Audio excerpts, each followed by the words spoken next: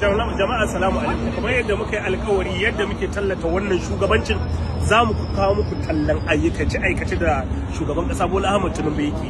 Ɗaya daga cikin titunan da suka umarce mu zo mu gani mu nuna muku shine gama tallata titi bayan zabe a titin za a tar uwarka a dauke ta a shiga daji da ita.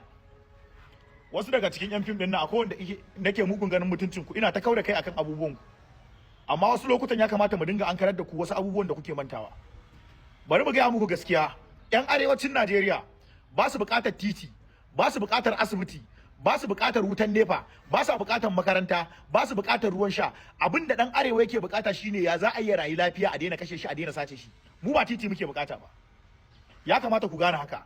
Mu ba titi muke buƙata ba. Titin da za a tara uwarka a ɗauke ta akai shi kake tallatawa.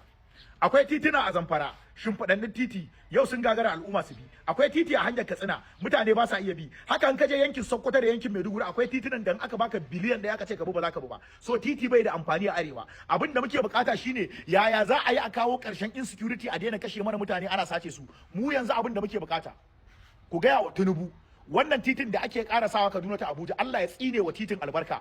Uban da yayi signing ayi titin ma gutsun uwarsa. Ba titi muke bukata ba, abinda muke bukata ya za a daina kashe yan uwan mu. Ku daina tallata mana Tinubu waiwai da sunan titi. Idan tallan Tinubu za ku yi, ku shiga dajin Zamfara ko ku tafi cikin Sambisa, mu gan ku a cikin kuna bidiyo ku tabbatar mana cewa an samu tsaro. To nan ne muka san talla kuka dauko, kuma tallan kuke da gaske domin Allah. Amma ka zo kana haska mana titi, ba ma bukatar titi. Ba titi muke so ba. Dan arewa bai bukatar titi ko makaranta ko ruwan sha. Na gaya muku abin da muke bukata ya za a yi mu zauna lafiya. Yan ta'adda su daina kashe mu suna sace mana mutanen mu. In talla za ku yi, daji ya kamata ku je cikin Sambisa mu gan ku a tsaye a cikin daji, kuna bidiyo kuna cewa tsaro ya samu. Shine kun tallata Tinubu talla mai kyau wanda ya kamata ku masa.